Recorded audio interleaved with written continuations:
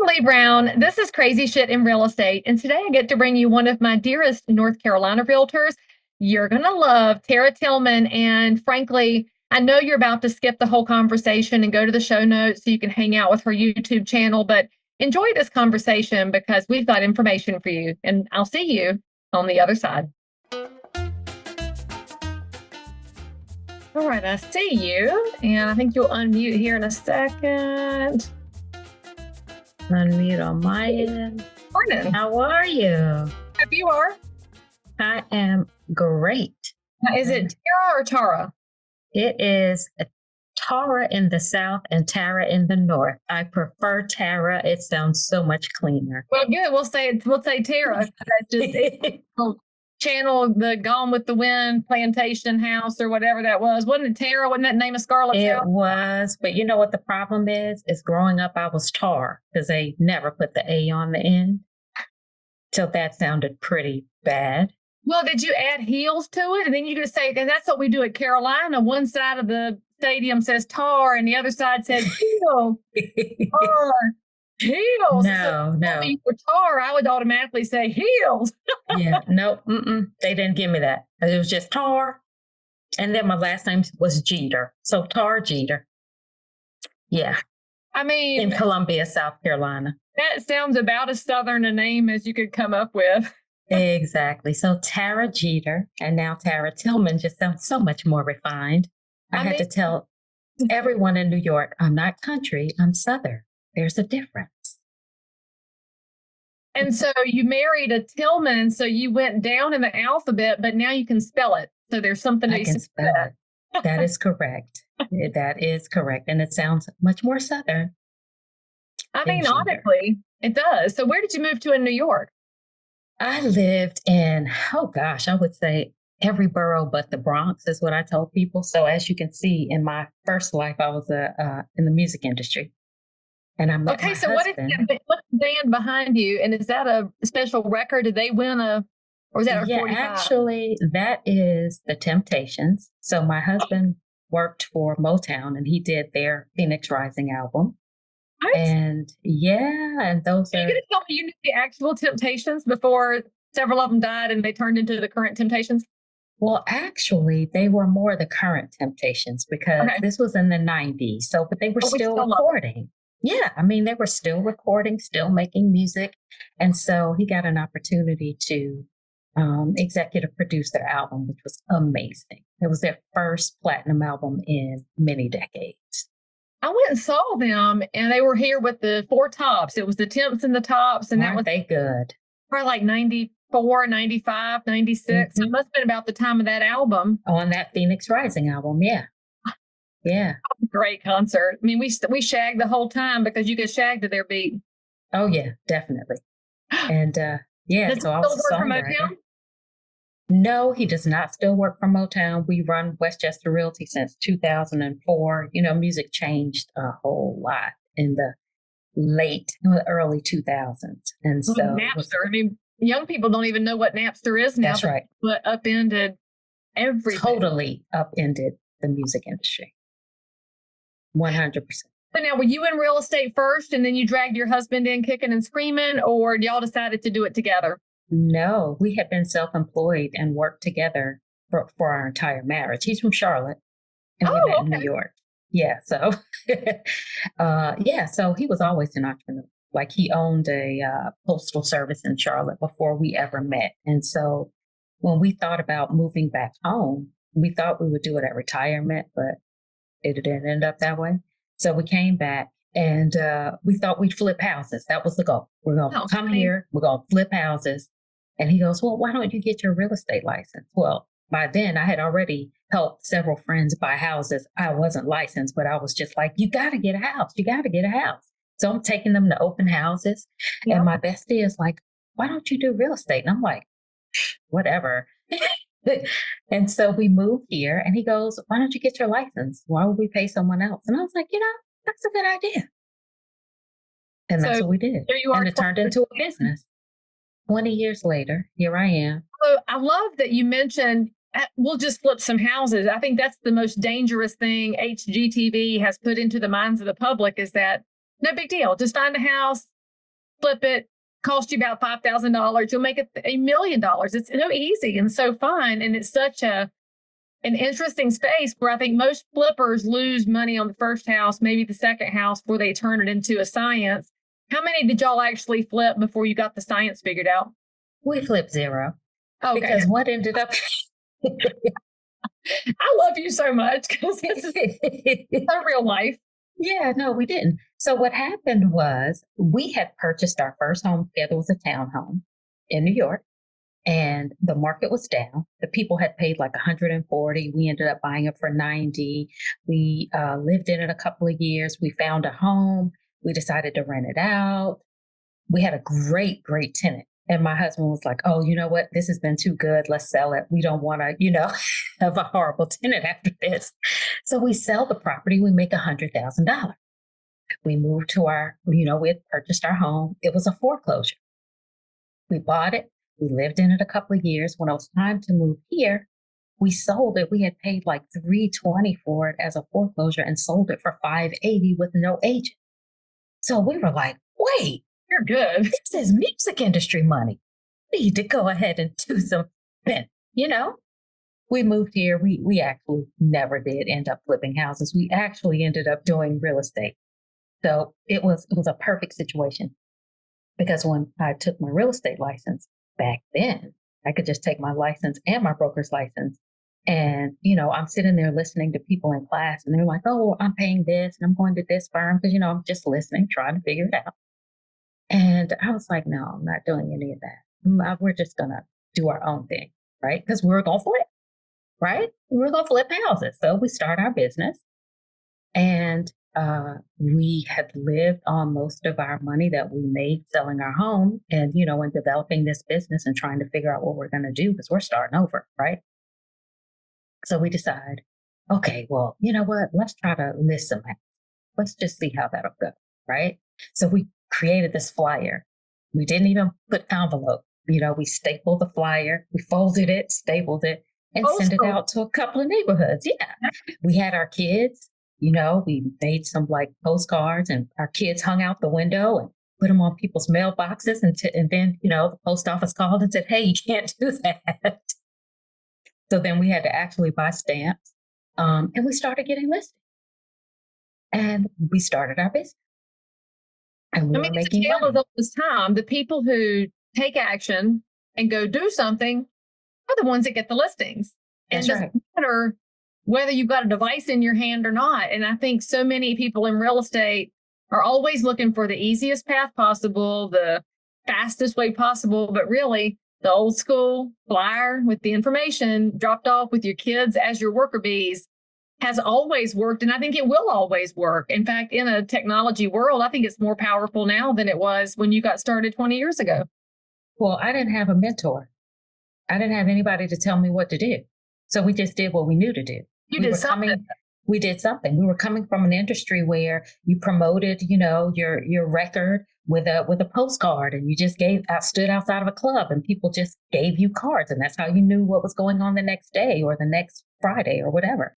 And so we just took what we knew and just said, hey, let's just go out. We didn't have a lot of money, so stamps were kind of like, oh, we got gas. So we'll ride. I think that promo piece, and my mind just flashed back, as obviously you and I are medium aged.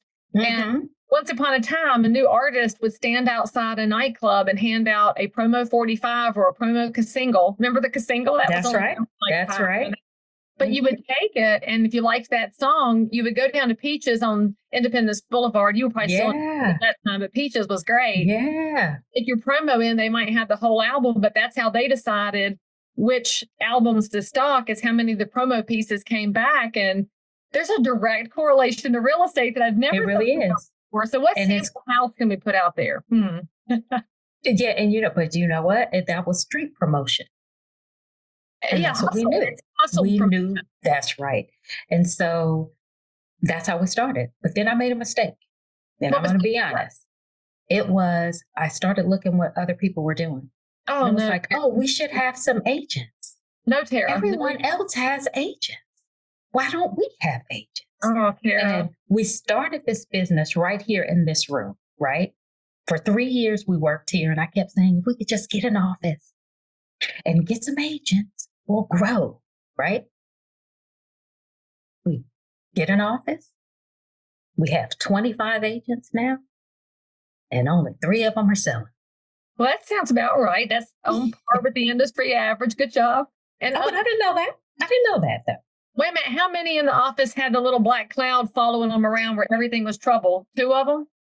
Oh, yeah. No, there was one. They just decided they were going to make up their own rules. Like, they almost put me in the back of the book. I was like, oh, no. You guys, you need to start your own business. There was a husband and wife couple. I was like, you guys need to go find your own way because this isn't going to work. This is not your way. This is not your way. Yeah, I had 2 who actually almost ended me in the back of the book. You remember the back of the book? And by the way, to the public, let me tell y'all what Tara's talking about. So now it's in an email, but with the North Carolina Real Estate Commission, and if you're watching this from another state, you should know our commission, this is how they get the emails opened. And it once upon a time was how we got the book opened. There's this little thing called disciplinary actions. Every single person with a license that I know, the minute that email hits, they're clicking on disciplinary actions to see who got in trouble. And of course, before email, it's the book Tara's talking about. And I've talked to people in other states, Tara, and they're like, how do people read the emails from the commission? I'm like, oh, easy. Everybody opens it and goes straight to disciplinary actions to see who did something so bad the state would crack down on them, because the state has right now, I think we have 126,000 licenses in North Carolina. 57,000 are realtors. And so there's more than double the number of realtors that have a license roaming around. And when you have that many licenses, the sins are pretty egregious to land on that list. It's not like you just made one clerical error. These are bad things. And frankly, I think we're all attracted to the fact that we can feel a little superior. I just put a bullet, I didn't do that. Woo! So anyway, that's what Tara's talking about is it used to be the book, now it's the email. But as a broker, you have a very active decision to make when somebody that works for you, like you said, is making up their own rules. And even if they're selling everything in the market, you're the one carrying the risk. And so you are well advised to give them a new career pathway that doesn't have your license attached to it. Mm-hmm. Let the door hit you where the good Lord split you. Well, now that sounded country, Tara. So if you want to be genteel, that doesn't count.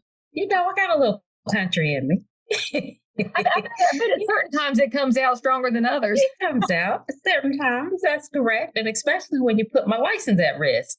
Exactly, which is, I wish the public understood that, by the way, that when you hire an agent, if they are not their own broker, somebody else's license is attached to them. And so it's inherent on us when we have the brokerage that we do hire people that don't put us at risk, put our licenses at risk, put their license at risk, or put the public at risk. And Tara, now I'm realizing we forgot to tell the public, we talked about your name plenty, but we forgot to tell them where you're located right now conducting business, which is Greensboro, North Carolina. Right in the heart of the biggest economic transformation I think North Carolina's ever seen is that area around what we affectionately call the mega site, where Toyota is currently, as of the time of this recording in February of 24, the investment so far by Toyota is $14 billion just in the center of North Carolina.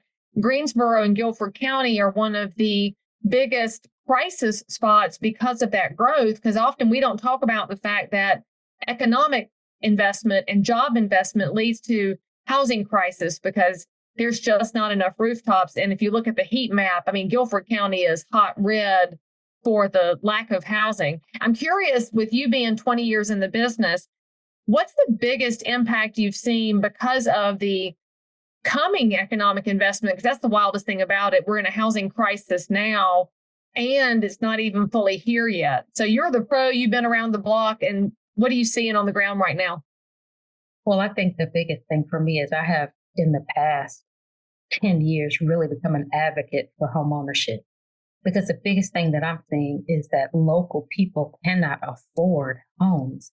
And the fact that there are so many apartments coming up everywhere, and these institutional investors buying up everything that they can buy up and just creating a generation of renters.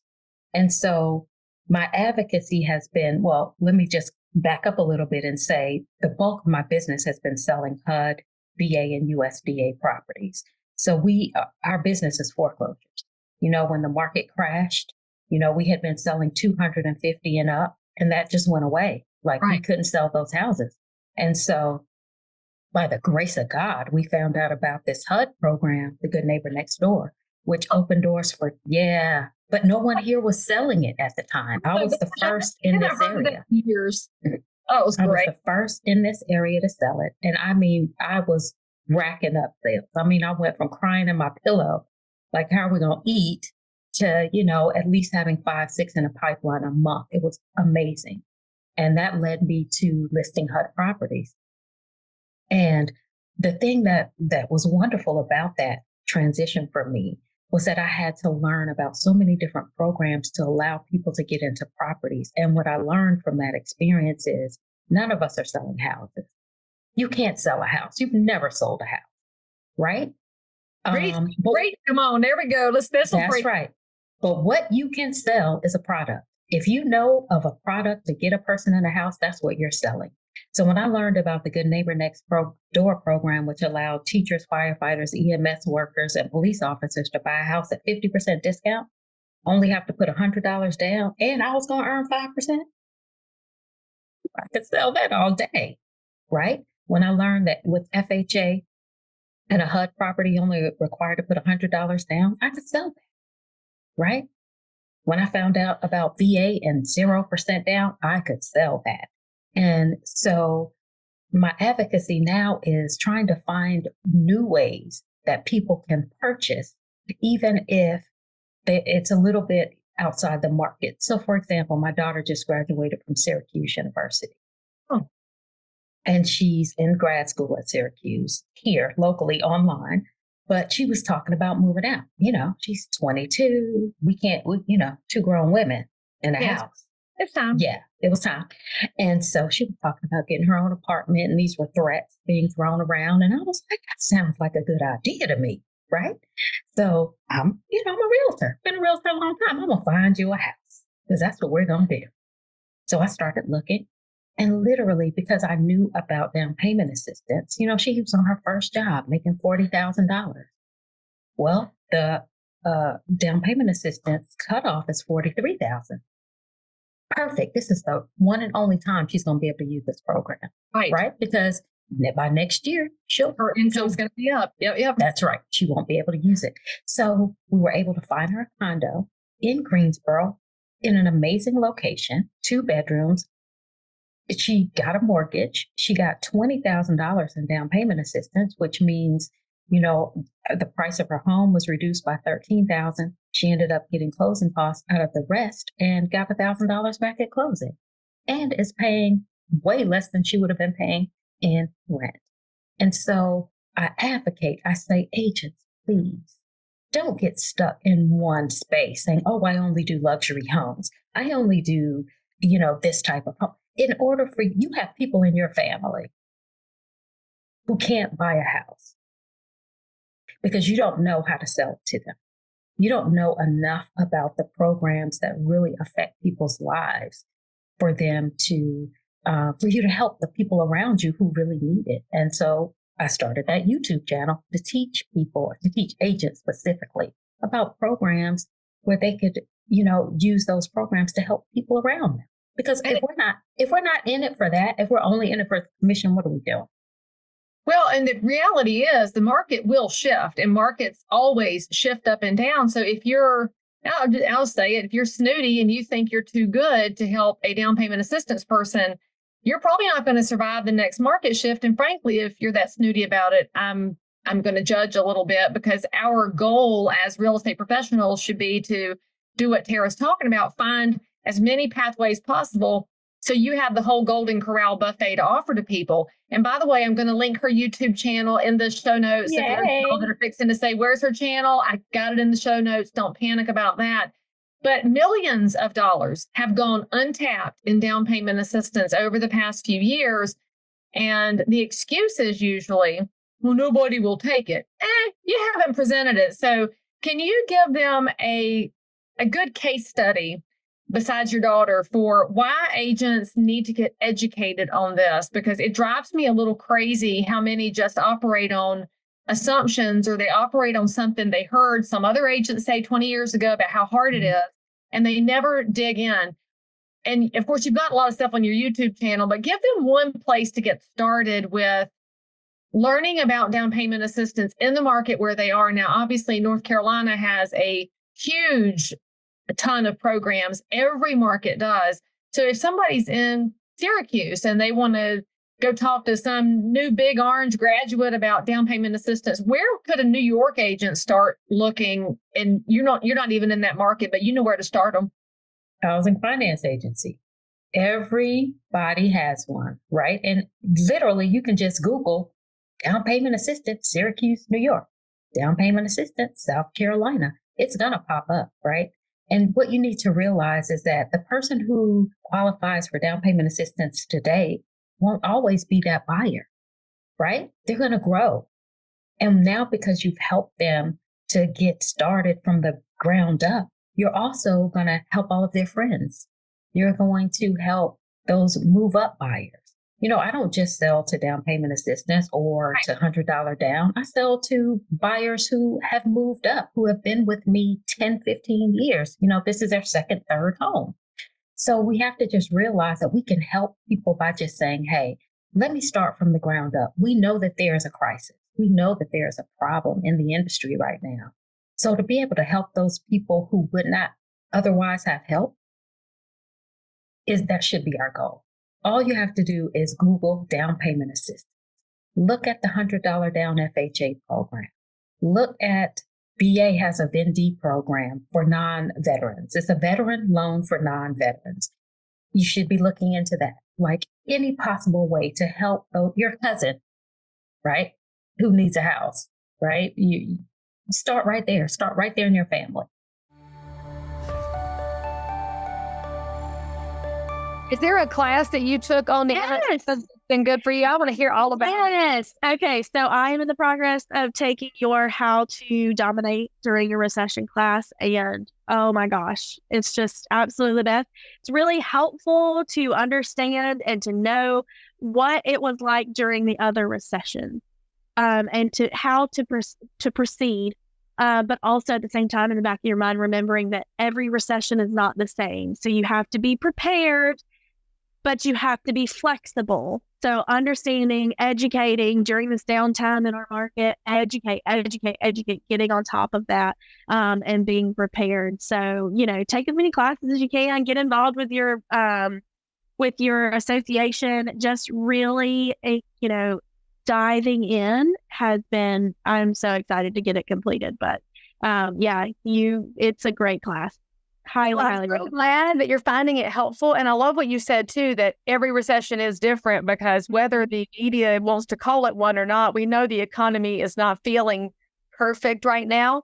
And when things go, that's when we do more education for ourselves so we can give that education to our clients. And so thank you for those kind words. I can't wait to get the full review when you finish it. And by the way, friends, if you follow the link here, we might have a discount code to get you involved in that class as well. So you can join Mackenzie and get some education in your yoga pants in the evenings while you clients during the day. So thank you for that kind recommendation. I'm so glad you're enjoying the class. Yeah, you're welcome. I love that. It goes to the heart of what you said earlier, where you feel the crisis on the dream of homeownership because of the proliferation of apartments everywhere. So if an agent would go do what you're describing here, you could then effectively talk to a renter about why you want to get a stake in the ground. Yes, you want to get a stake in the ground now because you won't qualify next year and your income will be up, because Greensboro is in the middle of a housing shortage that is insane. So get some stake in the ground now so that you can ride that wave. Because if you never get started, how in the world will you ever catch up? And the gap, I think, is growing, not just because things are more expensive, but because there seems to be a lack of initiative to just get started. And I think some of that comes from the mindset of, well, these apartments are brand new and I've got granite, I've got hardwood, and it's a pool. And so if I buy this little gross house, it's so gross and it's not cute. there's this desire for perfection that I think people need to let go of that in order to get a stake in the ground. So just get yourself started. And all of these things add up to the most important part of what you're saying, which is that all comes from you, the local realtor. It's never going to come from whatever they Googled is not going to explain to them the cascading effects of what's happening in Greensboro because of the economic drivers, because of the shortfalls, and there's dollars available and your income's going to grow. So you, the realtor, have this entire story that you get to tell they won't get anywhere else. And that's such an amazing competitive advantage. And people don't know why. Like you said, they don't know why they should own. It's just a lack of education, right? Absolutely. Right. I talked to a lady the other day and she was like, and we're talking about grown single women too. We're not just talking about college educated people, college. We are talking about women who are our age who have not purchased, right? Not realizing that we're closer to retirement than we are away from retirement. And the truth is that we're in real estate.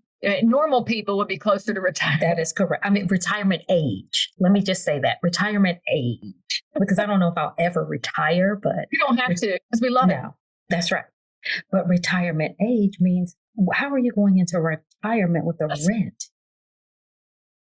I wouldn't want to. I don't want to rent now. And I understand the desire to not be obligated, to not have to do the maintenance. But y'all, rents go up all the time. And if they don't go up, it's because the economy is in the crapper, and that's not really going to benefit you either.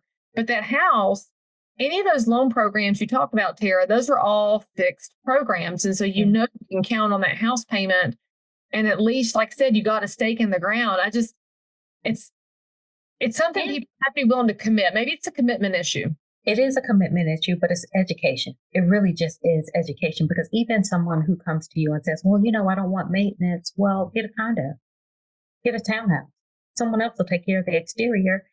You're in an apartment. You still, you can call someone if your sink is backed up, but you're paying a premium for that. Cheaper to call a plumber, honey. Or call Tara for Tara's plumber because she knows which one is reputable. So there's also that little there you go extra perk of having us as your agents. All right. So in working with your husband, what's been the biggest challenge of your personal life being completely intertwined with your professional life? I don't like to listen. Oh, what's that got to do with real estate? Well, listen, he is the business, right? He is the business. He is the person who knows how to do our taxes. He is the person who knows how to create a business, right? He is the person that, I'm the creative, I have the greatest ideas, but if you ask me to set up an office, I won't even know where the files are. Like literally, I'll be like looking because I'm just not organized in that way. You expect him to know where the files are. Hey, baby, where's the file? Where's the file? Well, actually, he sets up the systems, right? So that I know where the file is because he set up an organized system for me to be able to do it. I love dealing with people. He would much rather be in the background, right? Like long years ago, I was like, don't deal with clients, right? Because there are going to be some of them, you got to be patient. You got to be kind of hand-holdy. No, he's not that person, right? So I would say that the biggest thing for us has been learning to play our position, and more me, because he doesn't try to swerve in my lane, but I'm a bad swerver sometimes. So I had to kind of learn how to stay in my lane and just do what I do best. Right. I love that. And that really applies, by the way, listeners and friends, if you're not married and you still have a business partner, you've got to take Tara's advice and look at which lane you're both supposed to be in. But I freaking love the way you describe that he is a lane minder, which kind of fits the organized number person. They tend to be more spreadsheet checklist than people like you and me who are going to go make it happen. Yeah. And we're swervers. So what is the best way for him to redirect you back into your lane? Because obviously those of us that are drivers, we're not easy to redirect because in our head, we figured it out and we're just going to crush right through it. What is a good skill for managing the swerver, in your opinion, as one?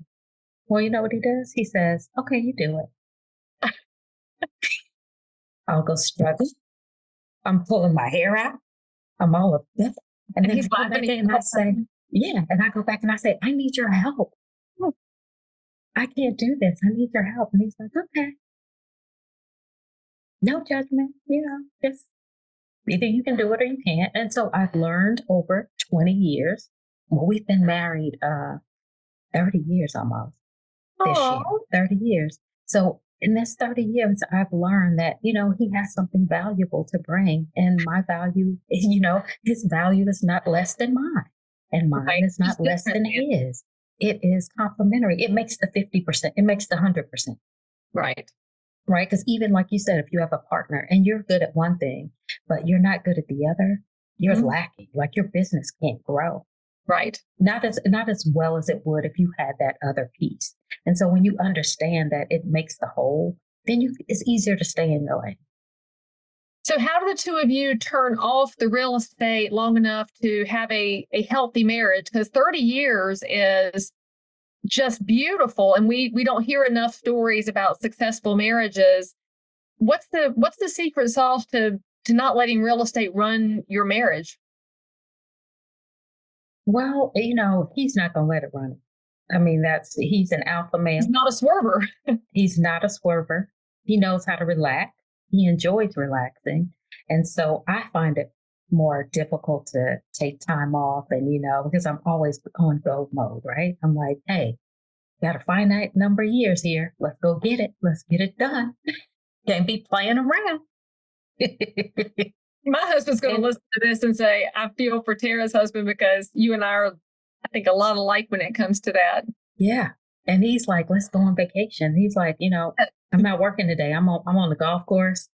So, but it works because he doesn't mind my desire for more and to do more and to climb higher mountains. And I don't have a problem with his wanting to relax. And it's good for me because it does give me opportunity to relax because he'll go, it's time to go on vacation.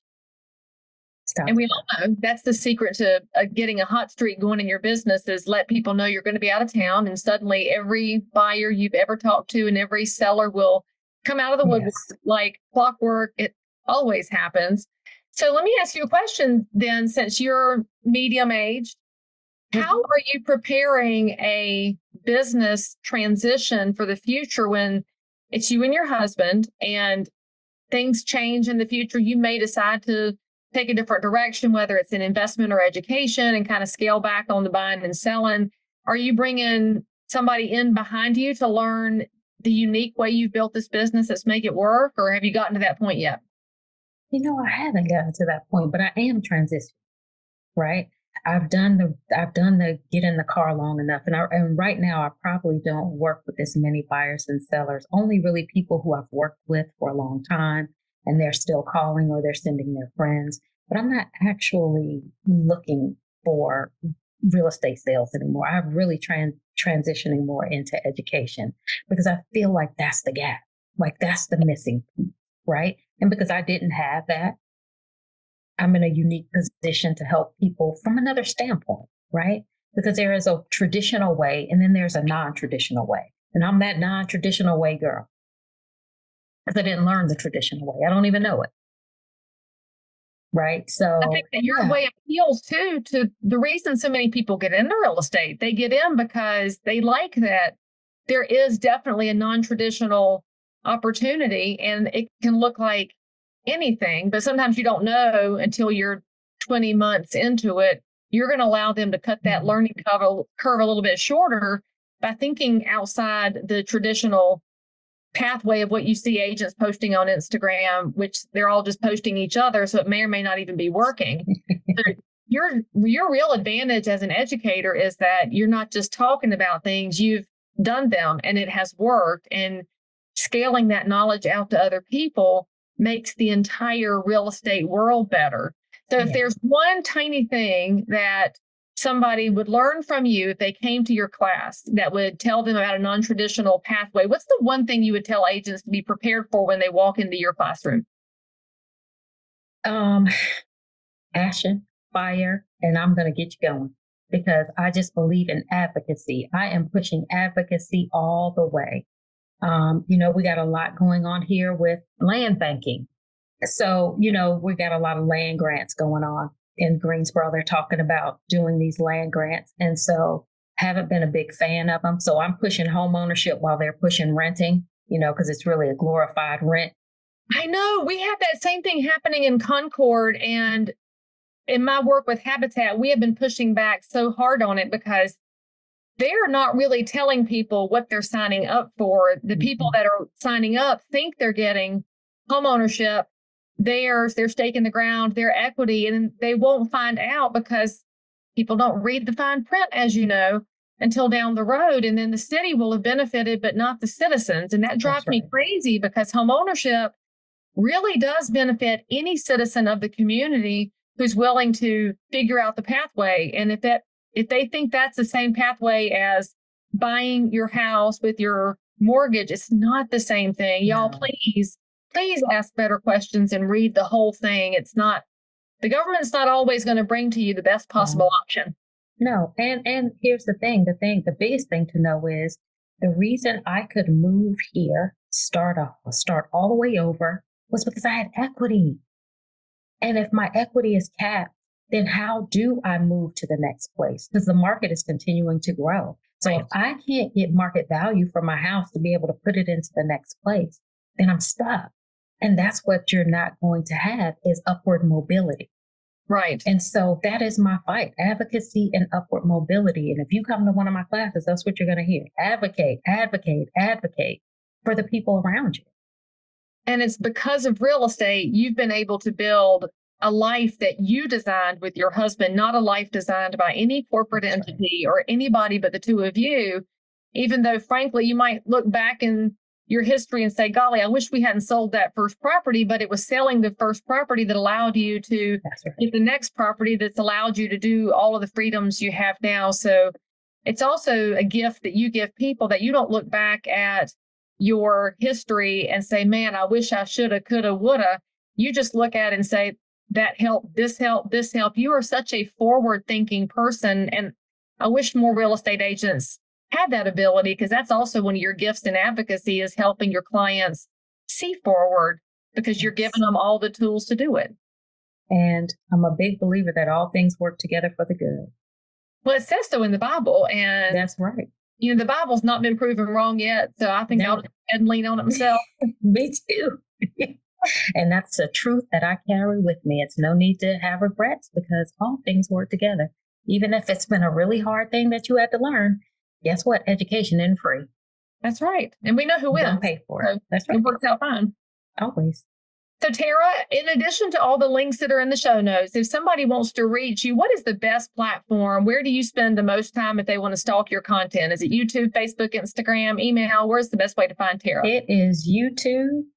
And you can always call me. You can reach out to me. You can email me. However you want to reach out. I am here to mentor, train, and coach. So whatever you need, give me a call, or give Leigh a call, because she's bomb. I mean, we're kind of in the same mindset. So you should always know, too, if you're watching and listening to this and you think you're the only one that does your thing, I promise you're not. And the more you get out there and spend time with your fellow professionals, the more opportunities you have to meet people like Tara, who just get your fire lit again for you. So get out there, get off the devices after you finish this episode, and go meet some humans. And in the meantime, say something nice about Tara in the comments right here. Make sure you visit her YouTube channel. I promise you, it is worth every minute you're going to spend over there. And then Tara and I are both going to charge you that once you learn something from her channel, you've got to use it. Go talk to your neighbors, talk to your friends, get yourself more educated, because each one of y'all, you're the future of somebody else's real estate future life. And they're not going to get that anywhere but from you. So be like Tara, go learn something and then put it back out there. Tara, thank you so much for everything you're doing for people to just get themselves started, and then they can expand like you've expanded. I'm so grateful to know you and to have you on the show today. And it is wonderful being here. Thank you so much for having me. And I got to say one last thing. And that is, go vote, people. Vote locally. You have to. This is how things get done. This is how things get changed. It's not about The presidential election. Yes, it is to some degree, but it's more about local politics. All the way down the ballot, every race. And if you don't know which candidate matches you, call them. There you go.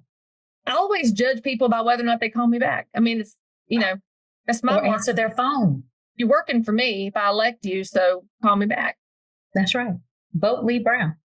You should totally do that. And regardless, please, y'all, all the way down the ballot, make good decisions because it's my future and Tara's future that depend on your vote too. So do it for us, if not for yourself. That's right. Please vote. It was a pleasure, Leigh. Thank you. I'm grateful. All right, friends, make sure you subscribe for more and follow up with Tara, and we'll see you back here next time on Crazy Shit in Real Estate. All right. So if you found value in this episode, please like and subscribe to this channel, turn on the bell, and catch another amazing episode by clicking above. Crazy Shit in Real Estate is also available on all of your normal podcast apps. So if that's where you like to hang out, go find me, click subscribe, and most importantly, leave me a review that says you think I'm awesome, my guests are awesome, or this content is just exactly what you were looking for. And then, by the way, if there's something you need, you want to learn about something, you can comment below anytime. You can also send me a direct message if you need to remain anonymous. No judgment. But anyway, I'll only judge if you forget to subscribe and click. I'll see you next time.